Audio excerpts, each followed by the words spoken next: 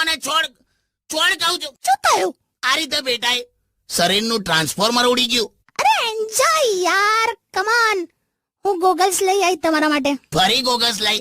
મેં પહેરું છું ને લોકો મને વેલ્ડિંગના ઓર્ડર આપે છે. અને આ કેમ તારું આવું કથ્થઈ માથું છે? અરે બરગંડી કલર છે. કઈ ગંડી? બરગંડી કલર માથા પર આમ કરાવો ને તો આમ મસ્ત બ્રાઉની શેડ પડે. સાચે એ જ છે? હા વળી. કોક લોખંડની જાળીએ નથી ભટકાઈ ને? અરે ના, કાટ નથી લાગ્યો. હવે તમે જવા દો ને. તમે કંઈક સરખું પહેરીને ફરો. કેવા ફરો છો? ખબર છે લી, હવે મારે છે ને તૈયાર થઈને થોડું વ્યવસ્થિત ફરવું પડશે. 2 જણે મને જોઈને મારી પાસે ગટર ખોલાવડાઈ. અરે રે, પણ પછી કેવું સળિયો નાખીને ચોખ્ખું કર્યું? આ એવોર્ડ મળ્યો ને તો હવે આપણે વર્લ્ડ ટૂર કરીશું. ટિકિટો નહીં મળી, એવોર્ડ મળ્યો. તો આટલી બધી તૈયાર થઈ એનું શું? હું તૈયાર થઈ જાય, ખાલી સામરૂખના ઈંડાને કપડા પહેરાયા હોય એવું છે. સરખું બોલો. તમને ખ્યાલ નથી એટલે બાકી કહી દઉં. મેં તમારા માટે એર હોસ્ટેસની નોકરી છોડી હતી. વે તું જાને જા, તને ગીતા મંદિરની બસમાં કોઈ ચડવા નથી દેતું. બસ, ઇટ્સ ઇનફ નાઉ. જા મોઢા પર કચરા પોતું કરી આય. મોઢું ધોઈયા એવું કહેવાય. કચરા પોતું એટલે શું? જાનેલી જા જા જા જા. હાલે હમણાં તો એક છોકરી મને મળી તો મને કે વાવ કાકા વાવ, કે તમે તો કે રેડિયો પર આવી જાવ છો ને. તો મેં તો કીધું મેં તો ઘેર પણ આવી જાઉં છું. પછી જતી રહેલા ગભરાઈને. શું નામ હતું છોકરીનું? કરિશ્મા. ઓ કરિશ્મા. એટલે એવું કઈ નહીં બે, જે નામમાં માં જોડાઈ જાય ને એમાં પછી ફિલિંગ ના આવે.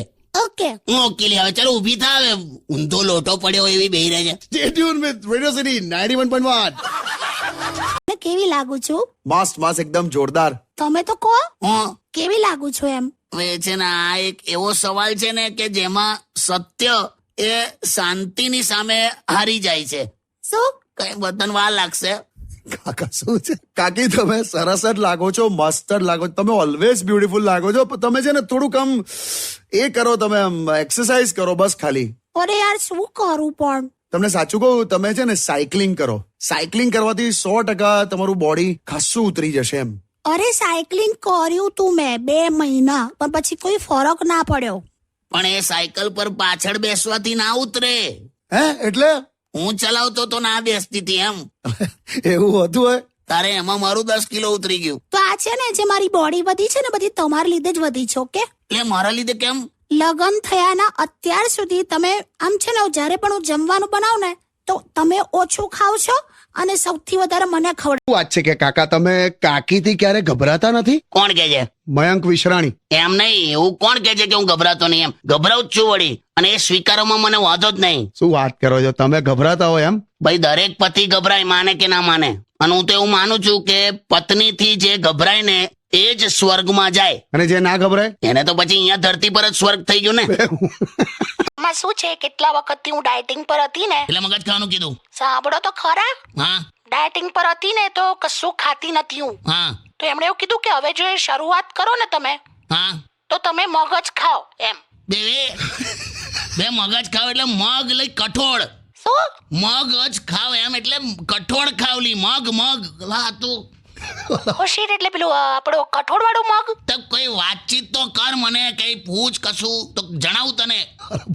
ઓ શીટ એવું હતું? હું સી કહે તો તું એટલે આટલી બધી મારી પાછળ પડી ગયેલી. તો હું તો ડોક્ટર નું માનતી હતી. બાકી you know I am so serious about get lost. Weight loss લી હું ગેટ લોસ. અને કાકી કહું, તમે જ્યારે જ્યારે પણ કંઈ પણ બોલો છો ને મને એટલું બધું ગમે છે ને. એન્ડ યોર સ્માઇલ, શું કહું. Thank you. ઓ ભાઈવાન, હા તું ભાઈ મારી કઢાઈમાં શું કામ ભજીયા તળવા બેઠો? સારું યાર. देख भाई, 4 दिन की जिंदगी है, 2 दिन पैसा कमाने में जाएगा और 2 दिन उसे बदलवाने में जाएगा. સેટ પણ રોમેન્ટિક નથી આ માણસ. જવા દે તું સોંગ વગાડને. કાકી તમારા માટે એક પ્રશ્ન છે. આપણા લિસનર લક્ષ્ય એમણે તમને પૂછ્યું છે કે રક્ષાબંધન વખતે મહેશ આવવાનો? કાલા ખટ્ટા તો આવે જ ભાઈ. હા તો આવે, એમાં શું છે? મારો ભાઈ છે અને આપણું ઘર એ એનું જ ઘર કહેવાય. હવે તો ઘરમાં હું તવો ના રાખું. જો રાખડી તો બાંધવી જ પડશે ને એને. બિચારા મહેશને તમારા માટે કેટલી લાગણી છે ખબર છે? લાગણી હોય તો ફોન પર પતાવી દેવાય અમુક વાતો તો. એને આ વખતે બહાર ફરવા લઈ જજો. ઓકે? જો અત્યારથી જ મેં તને કહી દઉં છું કે એની હાથે મેં બહાર નથી જવાનો. કેમ? અરે એની સાથે ચાલતો આમ મેં બહાર જતો હોઉં છું ને તો કોક એમને મને લોટ આપી જાય છે, ચોખા પકડાઈ જાય છે. નહીં જાણે મને હું સમજતા હશે લોકો. એટલો બધો કાળો અને ગરીબડો લાગે છે ને. આધુનિક માણસ છે, આધુનિક. રિક્ષાના ધુમાડા ભેગા કરીને બનાવેલો માણસ. બસ હવે સોંગ વગાડો. અને કિશોર કાકા, આ વખતે યુટ્યુબ પર કોઈએ કાકીને સવાલ કર્યો છે. હા હા હા પણ લે. હા હવે કિશન વૈદ્ય એમ કે છે કે કાકીને જોક સ્ટુડિયોમાં સાંભળ્યા પછી એવું લાગે છે કે કાકી આમ બહુ આમ એન્ટરટેનિંગ છે, ફૂલ ઓફ લાઈફ છે, પણ ખરેખર તો બહુ ભક્તિવાળા છે. સાચી વાત છે કાકા? બિલકુલ બિલકુલ સાચી વાત. ભક્તિવાળી તો છે તું. હર્ષ પહેલી વાર મારા માટે કંઈક સારું બોલ્યા. હું નહીં, આ કિશન કે છે.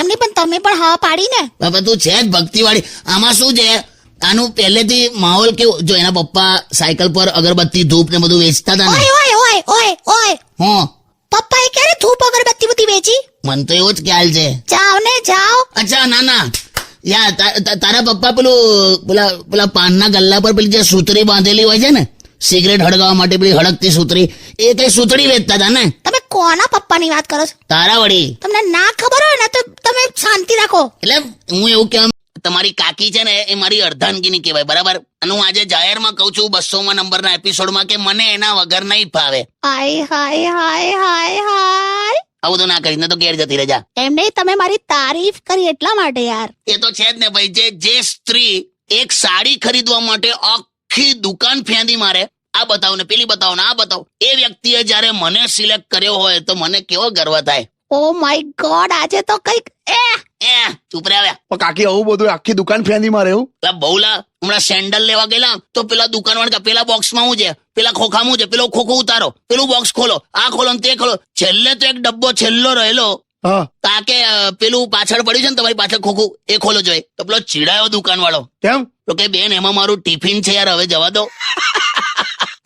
એ તો પછી બધું જોવું તો પડે ને યાર. આ જોયા કર જોયા કર. જો હું છે ને એક સ્ત્રી છું, એટલે સ્ત્રી છે ને જયારે પણ શોપિંગમાં જાય ને એટલે બધું જુએ. અને સાંજે જૂનામાં જૂનું શું મળ્યું માળિયામાંથી? મારી ગર્લફ્રેન્ડ નો લવ લેટર મળ્યો. બોલ. સાવ ગપ્પા મારે છે, કોરું પાનું હતું ખાલી. એ તો એ વખતે બોલચાલ બંધ હતી અમારી એટલે. જાઓ ને યાર. દિવાળીમાં હું ઘરે આવું એટલે શું ખવડાવશો? તું આવજે ને ખાલી બંને બહાર ખાઈ આવીશું. કેમ કાકી કશું બનાવવાનું નથી? અરે મને કશું બનાવવા જ નથી દેતા. અલા પણ શીરો બનાવે એમાં હિંગ અને અજમો કોણ નાખે? તમને શું ખબર પડે? કોઈ વેરાયટી છે તમારી લાઈફમાં? આ ગઈકાલે મેં તમને એવું કીધું કે તમે રસોડામાં જાઓ અને એમાંથી ગરમ મસાલાનું પેકેટ લેતા આવજો. પણ ક્યાં હતું? મને નતું મળતું. મને હતું જ, તમને નહીં મળે એટલે જ હું પહેલેથી જ લેતી આવેલી. જો છે ને તારે કઈ કામ જ કરવું હોય ને તો મારું પેલું જે કબાટ છે ને ખાનું, એ મને સાફ કરી આપજે.